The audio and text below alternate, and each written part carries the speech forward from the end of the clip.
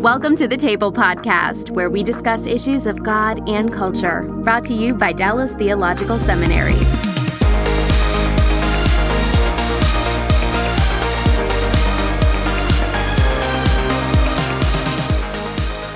Welcome to the Table Podcast, where we discuss issues of God and culture to show the relevance of theology to everyday life. My name is Kymberli Cook, and I'm the Assistant Director of the Hendricks Center, and we are so glad that you have joined us today as we talk through legal investigations in the ministry world. And to help us jump into that world, because it's definitely not the one that I live in, we are joined by Theresa Lynn Sidebotham, who is an attorney and the founder of an organization called Telios Law, and she's here to help us better understand this specific part of ministry. Thank you so much for being here, Theresa. Oh, I'm delighted to be. Thanks. So if you wouldn't mind, can you tell us just a little bit about yourself and how you ended up founding this practice, how you ended up kind of in ministry law, more or less? Yeah, so the ministry piece goes way back. I actually grew up as a missionary kid in Indonesia and went to Wheaton College, met my husband there. Then he was in the military for a while, and we did some ministry work for a while. So we have 4 sons. I actually went back to law school as they started to get a little bit older, middle school, high school. Graduated from law school in 2005, and I think it was God leads us in these circuitous ways, but it seems like so much of what I've lived through in my life is actually relevant now in the practice. And we work with ministries and businesses to try to help them carry out their kingdom calling from the legal side of things. So it's pretty exciting. Mm-hmm. No, that's so cool. I love what you're saying about the circuitous path. I feel like at this point in my life, I'm actually in the process of hopefully just finishing up a PhD, and I feel like there's all of these threads, all the way through my life that the Lord is just kind of bringing together at a certain time. And, it's funny when you look back and you think, oh, all of these things seem so meaningless or, just they were what they were. But then it all starts to make a little bit more sense. Well, that's awesome. Yeah. So what kind of investigations do you all carry out, or and just how do you go about, helping ministries and businesses do their kingdom calling? What does that look like? So we do more legal work than just investigations. Some of it is, some of it's litigation. Some of it is, helping organizations with policies and prevention, especially for employees, for child safeguarding. We really would love to see people prevent problems. And so on that side, we help them legally. We have a training affiliate. It's a online learning management system called Telios Teaches that takes a lot of the HR and child safeguarding training from a scriptural perspective. So, that's more the preparation, prevention side. But I really think that how ministries or businesses respond when there's a problem sets the tone of their culture, really sets the tone of their testimony. So, we're all human, we're all flawed, we're all broken, and we get together in ministries or businesses, and things go wrong. Sometimes they go wrong in minor ways. Sometimes you get somebody involved who's really evil, a predator, an offender.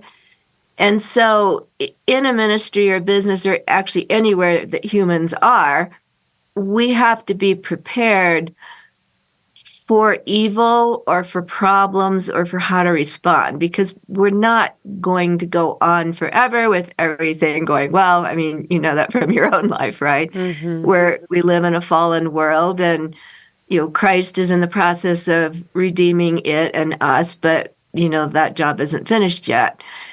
So we try to help businesses and ministries respond well when there's been an allegation, and that can look like a lot of different things.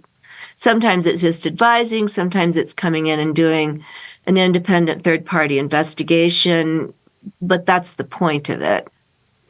So it sounds like there's some pretty solid beliefs that you have and convictions that you have that really drive you as you jump into these really messy places. Like one of them you're saying is the recognition that we live in a fallen and sinful world, and so things are going to go wrong. and so that's one, fundamental guiding principle. What other principles or drivers would you say you have that, again, help propel you into these really tricky, difficult kinds of places, especially once it goes wrong? Like you said, obviously you're doing prevention work as well, and we want to get upstream of any of that as humanly possible. But when it does get rough, what is it that you kind of go back to and you're like, but these are the things that I hold true, and so it makes it worth it to jump in here? Yeah, absolutely. And you're right. It can be a very dark space, and especially if you're dealing with children being harmed, child abuse, sometimes it's sexual harassment, spiritual abuse, almost always people who are, feeling harmed, traumatized, sometimes very deeply. So it's a tough area to work in. And of course, like a lot of other types of care providers, we're prone to secondary trauma from that. Mm. But if we think about how God is calling us as Christians in whatever our space and calling, He's calling us to redemptive work. And I think if there are any Christians who are saying, no part of my life is hard, and I'm not dealing in any way with human sin or brokenness, and I'm not actually trying to make the world a better place, then I would maybe at least question the person's maturity as a Christian, because that's our calling. And interacting with a broken world and our broken selves in ways that align with Christ's redemptive work, we're all called to do that in some way, and this is our calling.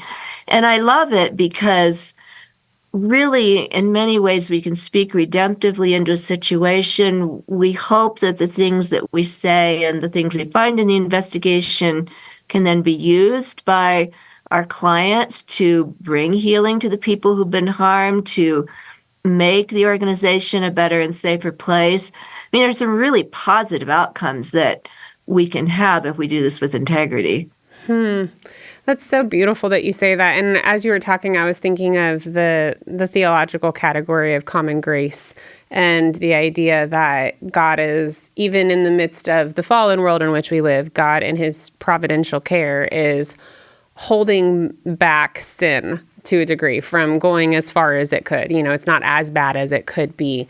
And I think law and the law profession is one of those means by which He does it. I think, medicine is also how He does it. But in law, you're holding back the sin of injustice and these particular, predators and even wrongdoing. And I mean, it doesn't even have to necessarily be as dark where it's just, somebody is wronged and no, like, we're here to try to help. So that being said, we are still, even, those who practice law are very much in a fallen state and things can go south. So how do you all protect your investigations and your kind of work from, becoming what some people have labeled, witch hunts, or, it's not even really something fair that's happening. It's that there's an allegation and then somebody has to pay. How do you work through that as the one who actually carries out those investigations and kind of couch it for those to whom you are, delivering your work? Right. And, you mentioned common grace. Many of our clients are believers. Not all of them are. Sometimes it's what you might think of as a, garden variety workplace investigation. And that's fine too. There actually are some pretty solid best practices around investigations. And, one thing that law really focuses on, especially at its best, is creating fair processes for everyone involved. And you can look at the best practices laid out in the law, and then you can look at what Scripture says. and you can try to devise processes that synchronize with both. So you mentioned, the fear that there might be a witch hunt. So right at the beginning of investigation, usually what kicks it off is some kind of an allegation. It could be an allegation of sexual harassment, child abuse, spiritual abuse, bullying in the workplace, racial discrimination, you name it. It's some kind of wrongdoing that's alleged to have happened. Well, at that point, the perspective, the organizations go wrong in a couple of major ways, and they intuitively do go wrong. That's an interesting point. One way that they intuitively go wrong is they say, oh no, this person who's been accused is, they couldn't have done that. We know him well, we've been around him and his family for the last 20 years. That's just not possible. And they sort of, dismiss the allegations, tell the person who's maybe saying that she's a victim, and it could be she or he in either case. No, you're really not. We're not going to listen to this. And so that's dismissive towards somebody who may have been harmed. But sometimes you have the other problem on the other extreme where it's like, oh my gosh, somebody has said such and such about so and so, and he must be guilty, and so we're gonna fire him. We're gonna make a public announcement.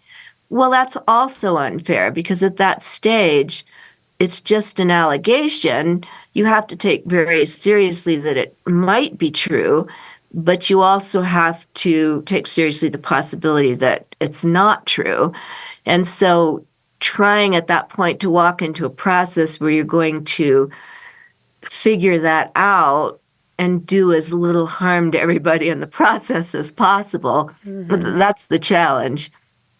So how do you mentioned just a moment ago that you take the best practices that you learned in law school and those kinds of things, and you also put them alongside scriptures, I'm presuming that, seem to correspond with similar ideas and that kind of thing. What are some of those scriptures and scriptural theological concepts that you help apply for the specific kind of work you do?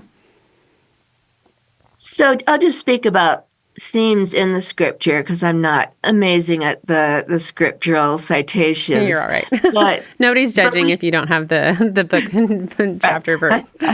Lawyer, not pastor, right? Yeah, so there's an enormous amount in the scripture about how employers need to treat employees fairly and create a just work environment, pay them fairly.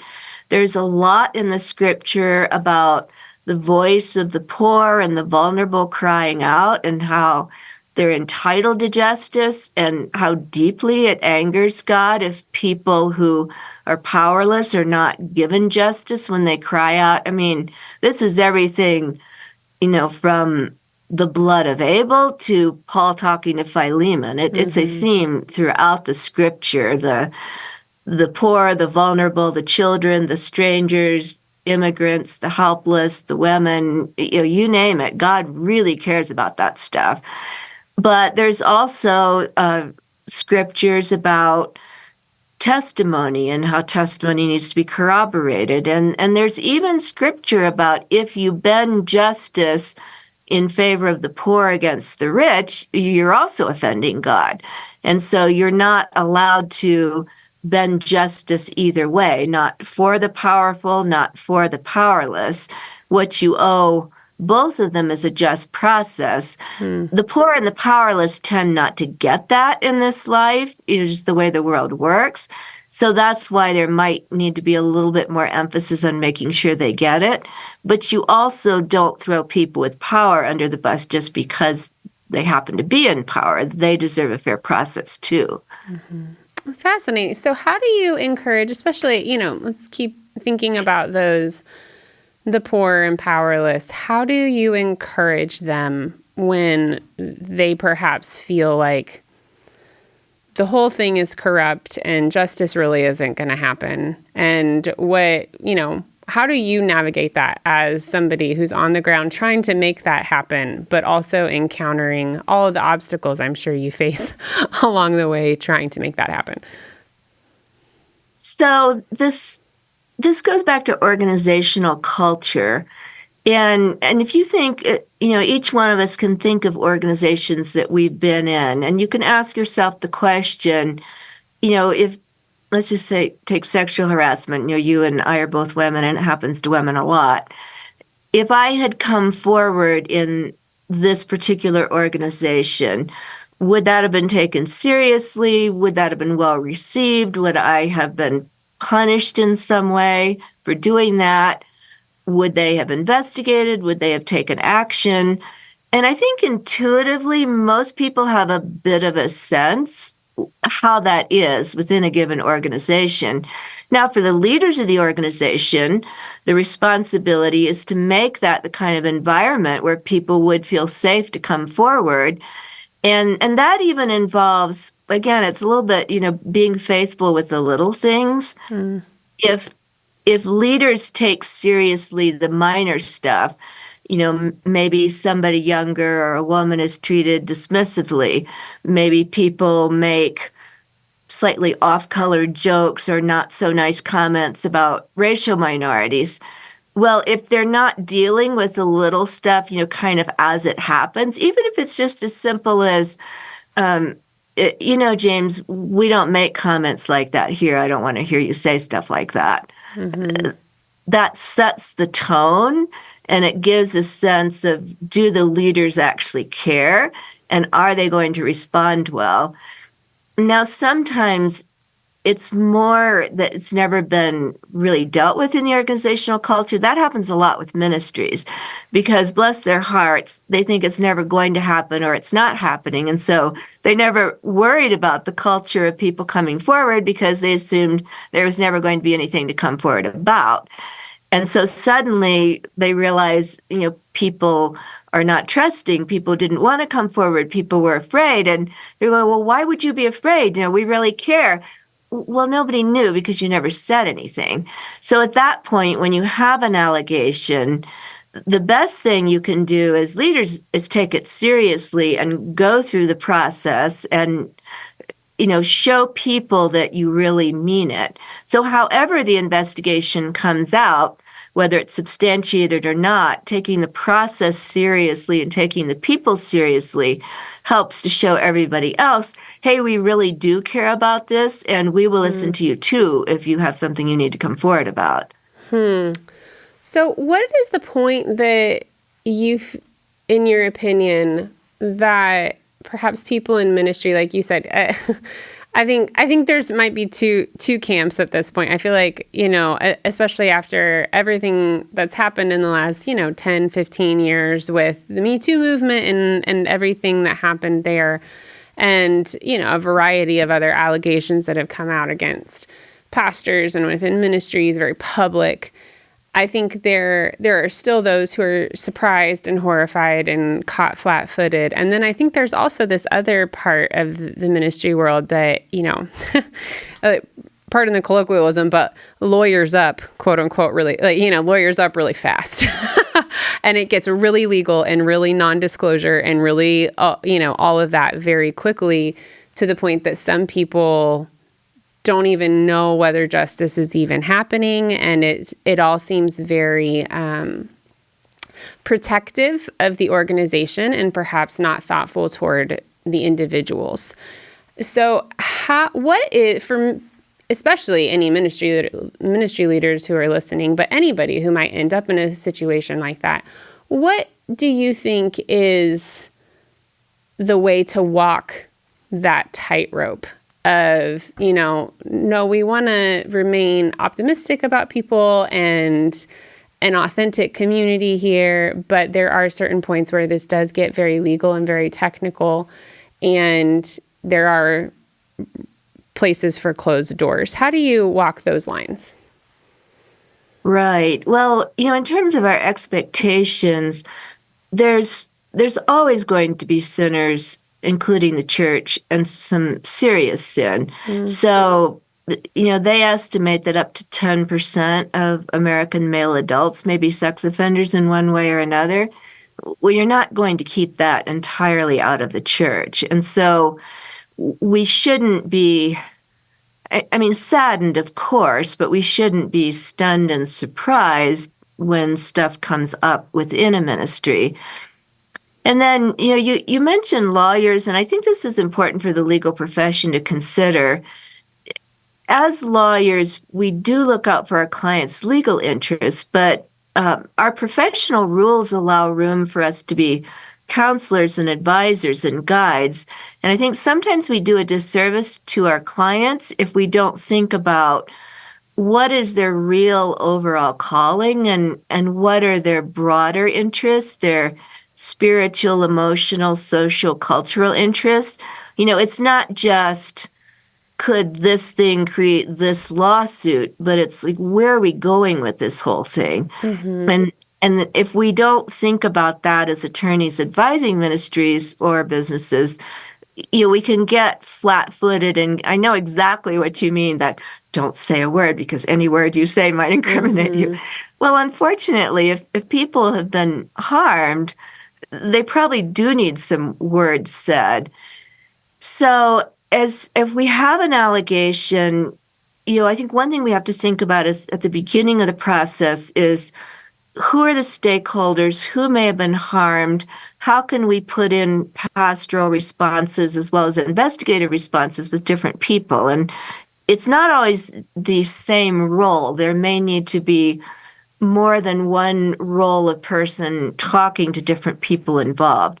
But I can promise you, for people who are bringing an allegation and who are saying they've been harmed, for people accused, and for some of the other stakeholders, it's a very painful process. So we want to think about, what do people need? Who needs to hear them? What kind of communication do they need? In terms of what we share in public announcements, that is tricky because there's a fine line. On the one hand, you don't want to overshare either about people who've been harmed or people accused, especially too soon, because that can put them in a public spotlight. Especially we've got minors involved.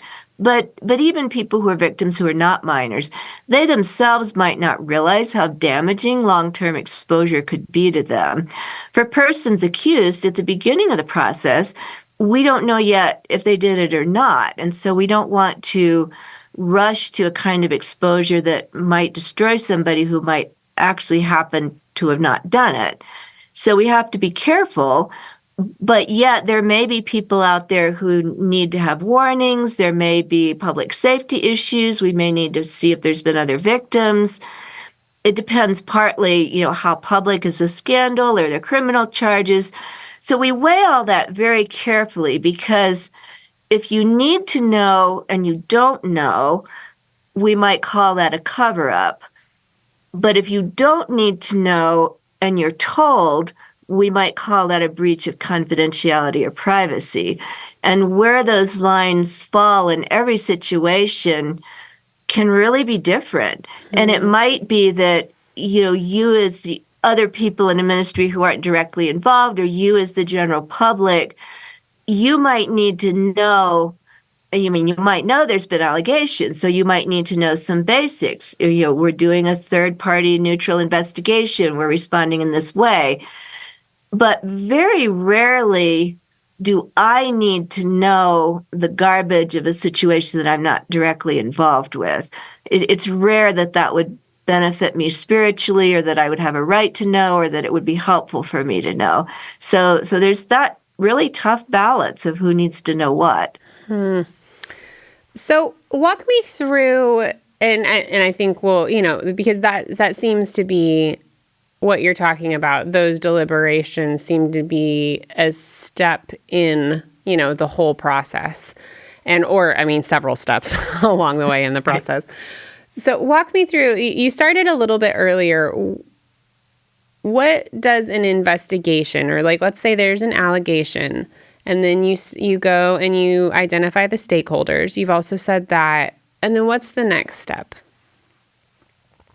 Well, we probably should back up just to be clear. For anyone who's dealing with child abuse allegations, there's going to be a mandatory report, and that's going to need to happen really fast. And so if we're in that space of child abuse allegations, the process goes in a somewhat different direction, and that's responsibilities that law enforcement and social services have. So I don't want to imply, I want to make sure everyone understands, I absolutely support that we need to do that, Mm-hmm. and we need to make sure, okay, so that would be first step, making sure everyone's safe. And again, especially if we've got kids involved, and whether it's minor on minor or adult on minor, but just thinking who might not be actually safe. And so we've got to get that into place, make sure that nobody would be exposed to further abuse. That could be true in a workplace type setting as well.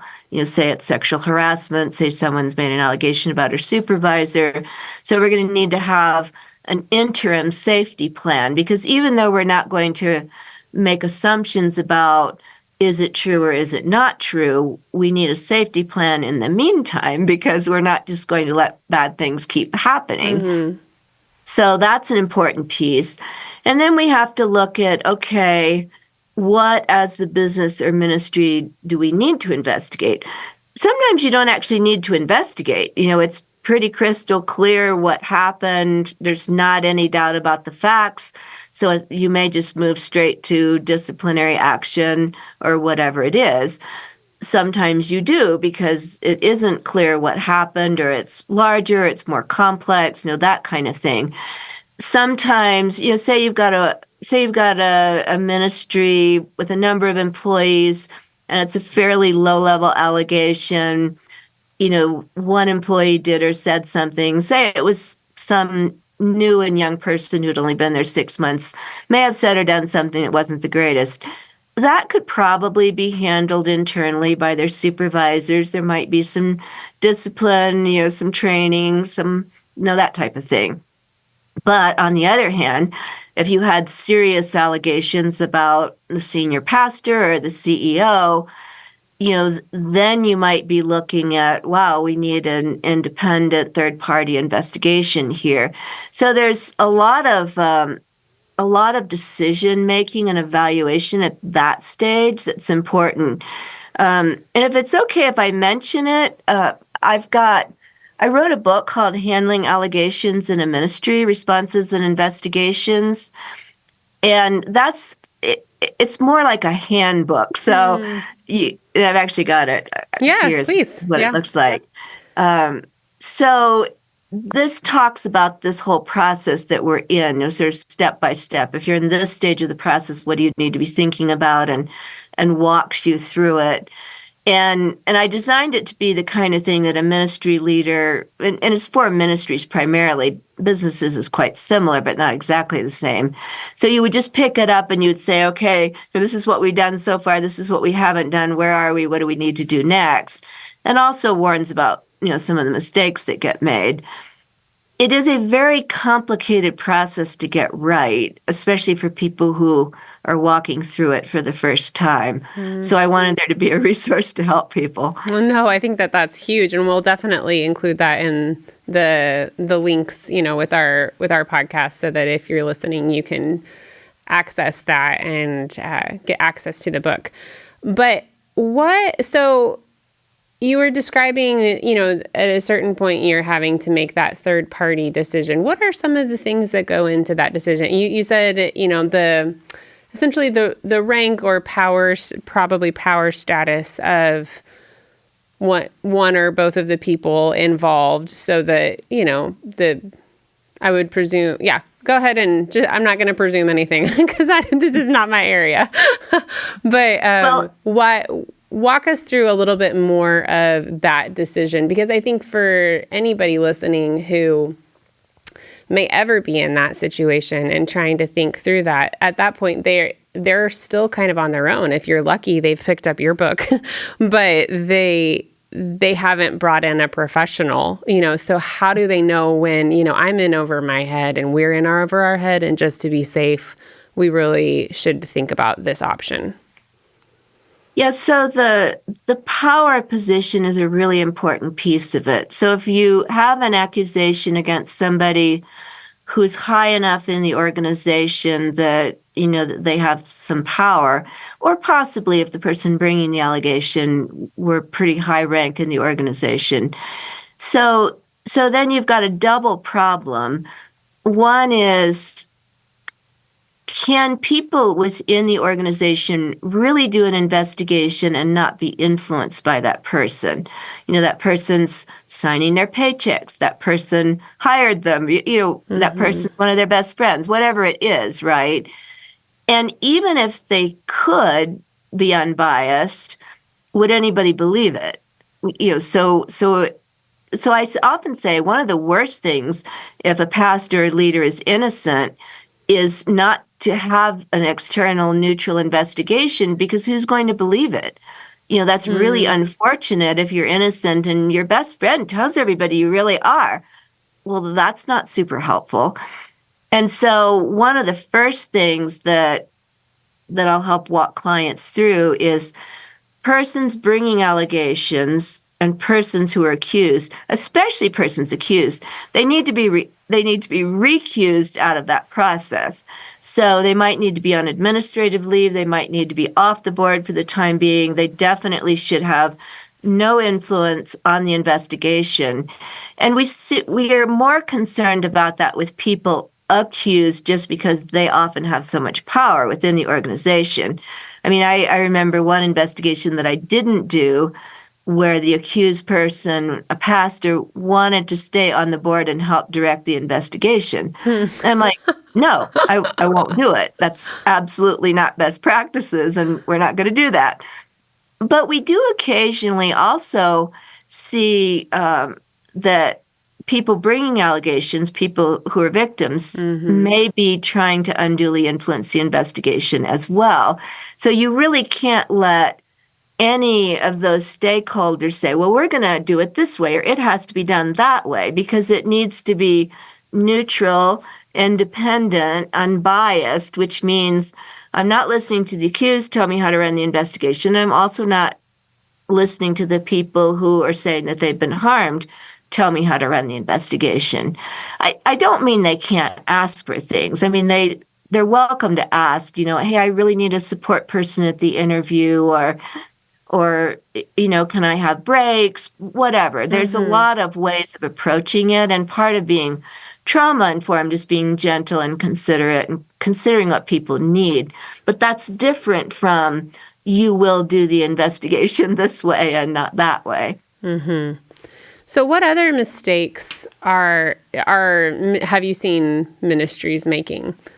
So one, you talked about just burying your head in the sand and sweeping allegations aside, or jumping too quickly to accusation when somebody might truly be innocent, as well as, people of power who are part of the investigation not recusing themselves or stepping outside. What other mistakes have you seen made? So I think we're still pretty bad at ministering to people and hearing people who've experienced trauma. So, I was talking about the approach in the investigative process, which needs to be fair and neutral. But at the same time, a person who's been deeply hurt, they need support. They might need counseling. They might need pastoral support. We, as ministries, the leaders need to make sure that people who've been traumatized are getting support and just getting that sense of, maybe we don't know right now exactly what happened to you, but we hear that you're saying this happened. We're deeply concerned. We're so sorry that you're hurting right now. How can we help you? And sometimes something needs to be put in place. I think a lot of times we brush off deep trauma, or we just, we don't deal with it. And of course, it's hard for a ministry, they can feel very defensive about allegations. Similarly, I think we underestimate how painful it is for persons accused to go through this process, which is never as fast as we would like it to be. Maybe they're on administrative leave. Maybe they feel like their reputation's been damaged, and maybe it has been. that's quite painful as well. So what I like to say to ministries, especially bigger ones, is can you get a pastoral support person for, the people who may be victims and for the people who are accused, and have it be, in a sense, independent. Sure, people are part of your ministry, but people who will not be making decisions at the end of this, and have that be their person who walks through it with them, and get something in place. On these bigger investigations where maybe there's been some serious allegations or a lot of allegations, or something happened over a period of time, even the people who work in the ministry can be pretty traumatized. They may need some support. And I think we don't give quite enough attention to that. I don't know if I would go so far as to call it a mistake, but it is something I like to raise to awareness. Interesting. Yeah, and I think of, none of us operates in a vacuum, right? In a bubble. And so everything that is occurring, so there's two truths. One, nothing happens without it impacting, having ripple effects, but also we are whole beings. We are holistic. If we're in a professional environment, it doesn't mean that we're not, it doesn't mean we're not psychologically and emotionally there, and there is true harm that can happen even from those ripple effects with people. So that's a really interesting observation. With the time that we have left, I would love for you, we've been, talking about different types of suggestions and, observations on some mistakes that are often happen. But what would you say to anybody in a ministry about what should be happening now, perhaps when it is quiet and, there may or may not be things going wrong currently that nobody's just aware of, but where it doesn't seem like they're in the middle of a crisis, there isn't an allegation. What should ministries be thinking about now and putting in place now? You talked about the ethos, the culture of responding to little things. What else? Yeah, wow, there's a lot. So first, let's talk about child safeguarding. I want to mention a wonderful organization, the Evangelical Council for Abuse Prevention, ECAP, I think it's ecap.net. And that's actually a certifying organization that helps ministries work through their child safety standards, make sure they've got all their policies and best practices in place. But even if you don't want to get accredited or certified, go on the website and look at the standards, look at the resources. That's a great organization. Whether you use and they provide the standards, they're not directly doing the training and that kind of thing. Make sure you get your child safety training in place. There's a lot of good outfits that do that. We have that as well on Tellius Teaches, but really take the policies and prevention and training seriously, because so much of what happens could be prevented by getting all of that into place and really creating an environment that is a capable guardian for kids. A lot of the child abuse we're seeing now is child on child, and so I would say just make sure that you get the help that every kid involved in the situation needs. There's actually, I think we have an article on ecap.net about child-on-child stuff. On the adult side of things, again, having good policies and training in place. Sexual harassment training, that's actually required in several states now for ministries. But all of the sort of good workplace conduct, I think we tend to dismiss it, that's just legal compliance stuff, or that's just woke, or we don't really need it. But in our Tellius Teaches training, we try to take the scriptural approach. Okay, how is God calling men and women to live together? How is God calling us as brothers and sisters of different races to live together? What is God's heart for persons with disabilities? And when we start there, we see that an awful lot of sound employment law principles absolutely are what we need to be doing, and that helps enormously too in creating a good culture in our testimony.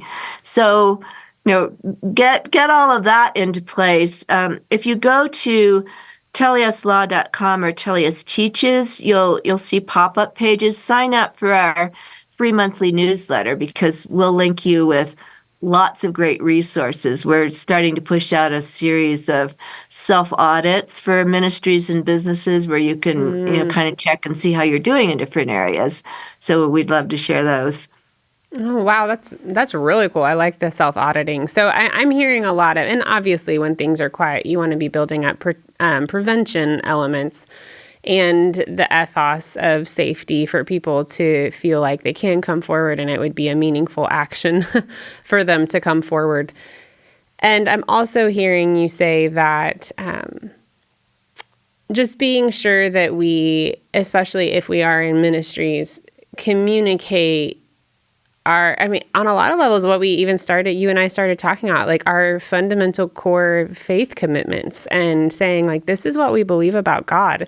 And this is what God has revealed about himself and what he thinks about certain kinds of injustices and that kind of thing. And so, like you said, we take these things very seriously. And, I think some, HR training and those kinds of things are often the sources, like people kind of tend to make fun of them or take them lightly, that kind of thing, like you said, for legal compliance, and it just helps protect the organization. But if you frame it differently and say, no, this isn't just to protect the organization, this is because we actually love people here and we love people like God loves people. And so that means that this is really important and we're going to take this, we're going to take this seriously and we're really going to apply ourselves here. I love that idea of kind of girding it theologically, and sometimes that, serves it on a bit of a different platter and perhaps people will, respond a little differently. So I want to thank you so much, Theresa, for joining us. It's been fascinating hopping into your world and hearing from the side, where things do go wrong or trying to keep things from going wrong as much, and the Lord's heart for justice and human dignity and all of those beautiful things. Thank you so much for being here and for the work you do. We really appreciate it. Well, thank you. I think if the church can get right how it responds to situations that have gone wrong, if it can, really care for people who've been harmed and have accountability and have justice, that's a huge testimony. Absolutely. Absolutely. And we want to thank you who are listening for being with us. If you like our show, please leave a rating or review on your favorite podcast app so that others can find us. We hope that you'll join us next time when we discuss issues of God and culture. Thanks for listening to the Table Podcast. Dallas Theological Seminary. Teach truth, love well.